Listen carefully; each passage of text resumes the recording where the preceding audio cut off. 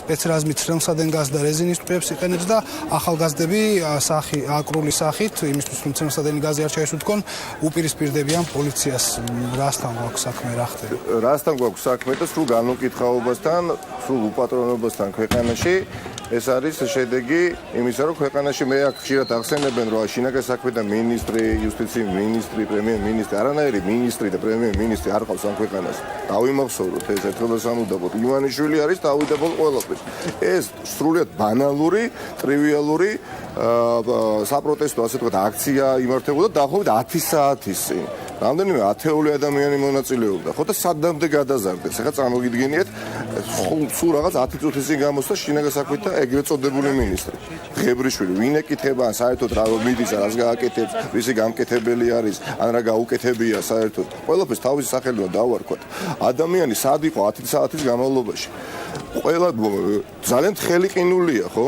ყველანი ხედავთ ბანალური აქცია გადაიზარდა წარმოუდგენელ ვაქანალიაში. ეს ვაქანალია ქვეყანაში უნდა დამთავრდეს. ბუნებრივია პოლიციას უნდა წეს პატივი თვითონ მოქალაქეები.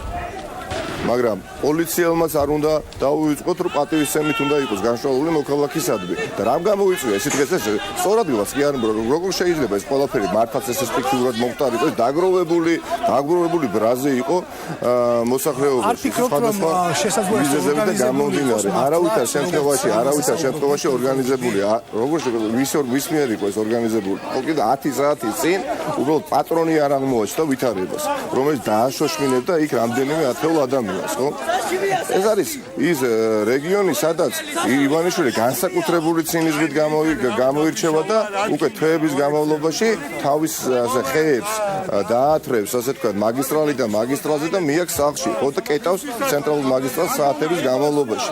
ეს ყველაფერი დააგროვდა და როგორც ჩანს, ეს კუმულაციური ეფექტი როლი შეასრულა დღევანდელმა ერთი შეხედვით უწყინარმა რაღაცა ინციდენტმა, რომელსაც ადგილი ჰქონდა პატრულის თანამშრომლისა და რიგით მოქალაქის შორის და სადამდე ხა კადრებს უყურებ და სადამდე მივიდა ეს ყველაფერი. გარდა ამისა, იცით რისი ბრალია ეს ყველაფერი?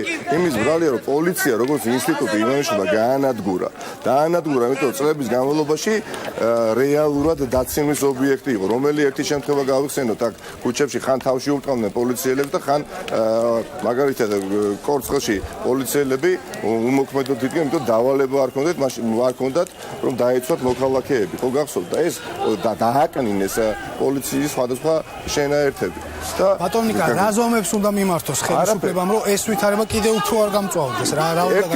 ერთის მხრივ, აი მოდით ვიმჯეროთ. ერთის მხრივ, რა თქმა უნდა, ის რომ ხელისუფლება, რომელიც არ ყავს ამ ქვეყანას, მოდით შევთანხმდეთ, მაგრამ ვიღაცა, ვისაც ნომინალურად აქვს დაკისრებული, საერთოდ არის გამოჩენილი, ეს არის პრობლემა, მაგრამ მეორეს მხრივ, ეხა თუ კი მართლაც დამნაშავეა, ნახეთ სადამდე მივედი, ეს სახელმწიფოა, თუ კი მე მართლა დამნაშავე ვარ, მე მართლა სისხლის სამართლების, ასე ვთქვათ, სისხლის დანაშაულის, ასე ვთქვათ, ნიშნებით გამომდინარე ქმედება ჩავედინე და მე დამაკავეს, ესე იგი მე მათავისუფლებენ, არ არის სახელმწიფო ეს. აბსოლუტურად მოშლილია სახელმწიფო როგორც ასეთი და ყველაზე მეტად სახიფათო ვითარებას მე ვხედავ შემდეგში. ყველა რეგიონში, მათ შორის თბილისში, აი მსგავსი ვითარება, უბრალოდ მინავლებულია ეს მუხტი. და მართლაც აქ მადლობა უნდა თქვას ივანიშვილმა, რომ პასუხისმგებლობის მქონე ოპოზიციური პარტიები ყავს, თორე პირველივე კრიზისს ვერ გაუძლო. პირველივე უწყინა კრიზისს ვერ გაუძლო და ცხელსადენი გაზი და რეზინის ტყუები დაჭირდა შუაგულ, ასე ვთქვათ, ბათუმში. არ ყავს, სანამ ივანიშვილი არის ამ ქვეყნის მართვის სადავეებთან, ამ ქვეყანას არც შინაგან საქმეთა მინისტრი ეყოლება, არც ჯანდაცვის მინისტრი ეყოლება და არც უზენაეს სასამართლოს თავმჯდომარე. ივანიშვილი არის თავიდან ბოლო ამ პრობლემის. ეს თქვენს ნებართვით კვლავ სერგი კაპანაძესთან გადავინაცვლებ თქვენს დაგიბრუნდებით, რა თქმა უნდა, ცოტა ხანში. ბატონო სერგი, თქვენი შეფასებით უნდა პირდაპირ გკითხავთ, უნდა ველოდეთ თუ არა საგანგებო მდგომარეობის გამოცხადებას? არ ვიცი, მე ხომ